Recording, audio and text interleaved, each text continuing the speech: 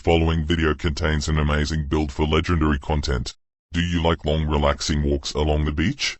Then this is the build for you. Viewer discretion is advised.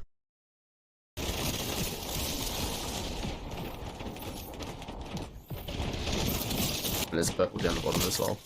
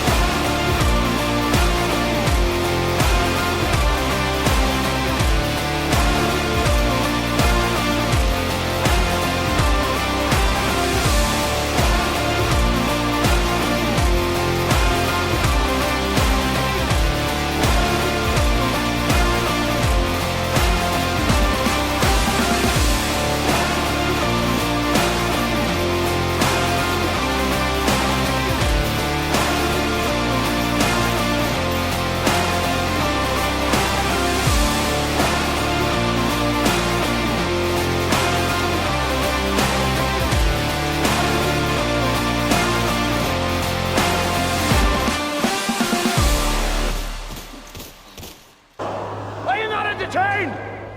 That'll do, pig. That'll do. Hello, Plum here, g'day champions, how's it going? And welcome back to another Division 2 build video.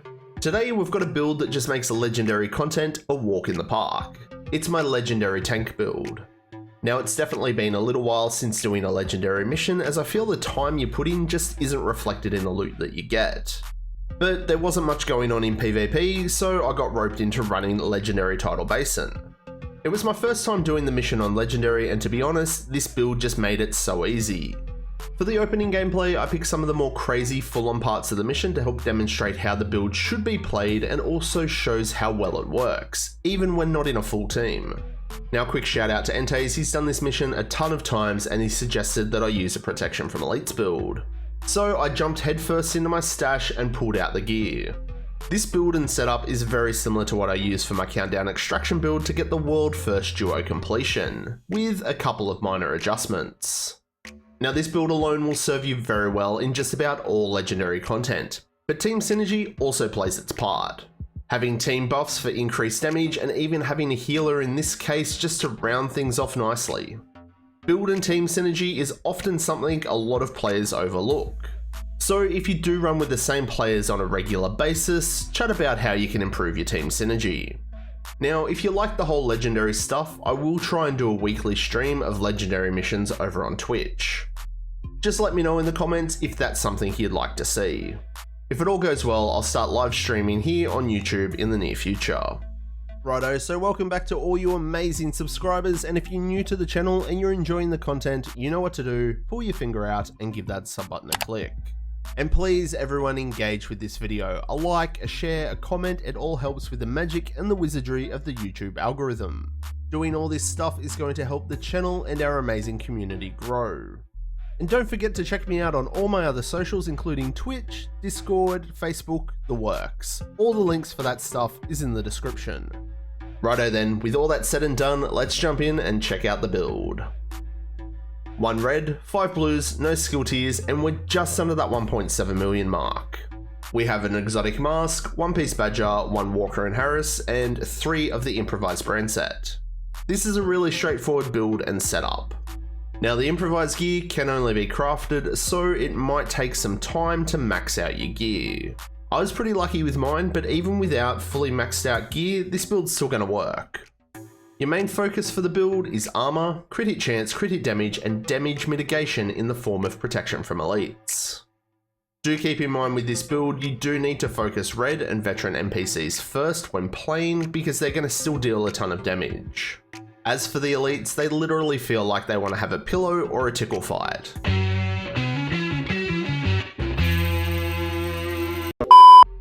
For the specialization, we're going to be using Survivalist. Just for using this specialization, we gain 10% protection from elites. Our armor kit now repairs over 5 seconds and also applies to group members within 20 meters of us. This is very useful to help with team support. We get fire grenades, which are awesome for crowd control, and our team gets a 10% damage buff to targets with a status effect. The status effect doesn't necessarily need to be applied by us either. So with this damage increase, we don't actually get it unless somebody else is using Survivalist. Unfortunately, it also doesn't stack having multiple players use Survivalist. Imagine if this damage increase did stack. I mean, that would just be next level crazy, right? For the guns, when it comes to a legendary build, there's really only one option, and that, champions, is a Scorpio. This weapon fires debilitating venomous rounds inspired by the Scorpion, specifically Hot Antarta. The weapon developed in conjunction with DARPA failed to get approval due to being in contravention of the Hague Convention of 1899. We are proficient and we've upgraded our expertise level to 15, giving us 30% weapon damage on this gun. Now if you haven't upgraded yours, don't stress, it's still going to work fine. The core attribute of damage to armor on this gun is handy for those elites and veterans with armor. Keep in mind that robotics such as Warhounds, Wallies, and even the Chungas don't have armors, they're armor plated with health pools. So this multiplicative damage of damage to armor doesn't apply to them. And to be honest, it's not a big deal really, it's just a couple of extra bullets. Now the best thing about using the Scorpio is the talent Septic Shock. Shooting the target applies a stack of venom which lasts 10 seconds. Increasing the stacks adds more severe debuffs to the target. 1 is poison, 3 is disorient, 6 is shock, and at 7 stacks the target's going to take 20% more damage from all sources. When running legendaries to make it fast and easy, you do want multiple people using the Scorpio. Each shot will actually stack. So I could land 3 shots, somebody else could land 4, and bang, we're already at that 20% damage buff, really fast. Now the duration of the status effects is based off the percentage of the pellets landed on that applying shot. The statuses that are applied by the Scorpio will not scale with status effect attribute rolls on your build, so avoid that mistake of speccing heavily into status effects.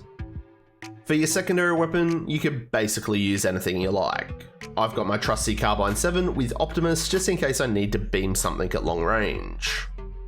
And for the pistol, it's pretty much up to you, but if you can and you've got one, do use the TDI card. The rolls and the talent aren't really important, you just want it for that +1 skill tier. If you need to revive a down team member with your Revive Hive, swap to the TDI card. That skill tier gives you an extra revive charge. This just means you can revive someone and pick up your Hive again rather than getting that ridiculous 4-minute cooldown. Righto, now for the gear on the build. First up, I've gone with the Coyote's Mask. Lived through this bullet. I'll live through yours. It's an exotic item meaning all the attributes are locked, and we've gone with a 12% protection from elites mod. As you can see, I've upgraded the expertise here so we get a small armor increase. If you've upgraded every gear piece to level 21 on this build, you'll be close to that 1.9 million armor mark. However, it's a lot of exotic components and resources to do so. I don't think you need it though, the build's awesome regardless. Now the reason we're using the Coyote's Mask is to buff our own and our team's critical hit damage. The talent is Pack Instincts. You and all your allies gain a bonus based off the distance that you last hit an enemy. Now we're going to be front and center of the fight, right up in the faces of the NPCs, so we're giving everyone a 25% crit hit damage buff. For the chest, we've gone with the named Badger chest, the 0Fs. We get 10% shotgun damage from Badger, we've got max armor, crit hit chance, crit hit damage, and another 12% protection from elites mod. The talent is perfectly unbreakable. When your armor's depleted, it repairs 100% of your armor. So basically this is doubling our base armor, giving us nearly 3.5 million armor. It does have a 55-second cooldown, and after it's been procced, just remember, play a little bit smarter because you don't have that backup. If you don't have this name piece, regular Unbreakable on just about any brand set would do fine here, it's only a 5% difference. For the holster, we've gone with the handcrafted Improvised holster. Improvised gear pieces can only be crafted, so this can take some time and resources to get good ones, but it's definitely worth it. We've got max armor, crit hit damage, crit hit chance, and improvised gear set don't have a brand set bonus, but we do get an extra mod slot, which means we can add another 12% protection from elites mod. Now, can you use a brand set item here and just use 2 improvised pieces? Let's say something like Grupo or even using the Picaro's holster here. Sure, it might give you more damage, but we want damage mitigation in the form of protection from elites. If you had all max 13% protection from elites mods, you might get away with swapping one improvised piece off the build. You would have 75% protection from elites at this point, but I don't think I know anyone with that many max protection from elites mods. For the knee pads, it's the same deal, handcrafted improvised knee pads. Max armor, crit hit damage, crit hit chance, and another 12% protection from elites mod. Again, this is an item that you could swap for the Fox's Prey knee pads, but only if you had 2 improvised pieces on the build and all those max 13% protection from elites mods. And for the gloves, it's the third piece of improvised, max armor, crit hit damage, crit hit chance, and I've got my one and only max 13% protection from elites mod. Now I don't recommend Contractor's gloves here, as that damage to armor multiplicative damage will not apply to any form of robotics or the chungas. And for the final piece on the build, we've got our backpack, and I've gone with my Matador. The brand set gives us 5% weapon damage, we've got max armor, crit hit damage, crit hit chance, and another 12% protection from elites mod. The expertise armor has also been upgraded, and to be honest, it's nice to have a few items that can be used in both PvP and PvE builds. The talent here is perfect adrenaline rush. Whenever we're within 10 meters of an enemy, we gain 23% bonus armor for 5 seconds. This stacks up to 3 times and refreshes every 5 seconds. So with the 3 stacks, that's 69% bonus armor. That's like 1.2 million in just bonus armor alone. Chucking Unbreakable onto all of that, now we have an armor pool of over 4.5 million. Factoring in all the damage mitigation that we get from our protection from elites, you can see why this build just makes legendaries so easy. Now if you don't have a Matador, that's fine, normal Adrenaline Rush still works. At full stacks you will be missing out on 9% bonus armor, not a big deal. If you like, you could use a brand set like Grupo for more crit, or even go more total armor with Gila or Uzina, or even use a second piece of Badger. So that covers the guns and the build. What skills do we want to be using? First up, for even more damage mitigation, we're using the shield. Shields also scale to core armor rolls, so it's a tier 6. Our protection from elites also applies to the damage our shield takes, but keep in mind that those red and purple NPCs will still rip through our armor and shields, so play smart. And for the second skill, it's the Reviver Hive. Handy for yourself or even picking up down team members. If you are reviving a down teammate, like I said before, swap to the TDI card pistol for that extra skill tier, which is going to give you an extra charge. This is just going to avoid that massive cooldown period. Okay champions, fine print time, the stat sheet. With our Scorpio, we have 56% crit hit chance and 127% crit hit damage. Pop our Coyote's crit hit damage buff onto that, we're now at 152% crit hit damage. We've got 12% damage to armor, which is amplified damage. This is great for those purples or elite NPCs. Again, remember, damage to armor will not apply to robotics or the chungers. Our all weapon damage is at 45% and 40% shotgun damage. And for our defensive stats, we're basically at 1.7 million armor. But we want to check out our protection from elites. There you go, 80%. Well, actually it's 83%, but 80% is the cap. If you have all 13% protection from elites mods, you can swap the holster or the knee pads for more damage, or even change the specialization if you want. But yeah, that's the build, champions. Slap this puppy together and honestly, it just makes legendary content so easy. So what do you reckon? Are you going to be a champion and have a crack at my legendary tank build? What modifications would you make? Let me know down below. And like always, show your content creators your support. Like, share, comment, and subscribe. All this kind of stuff really does help support myself and the channel. So that's going to wrap it up for this one, and I will catch you all in the next one. I'm Plum out.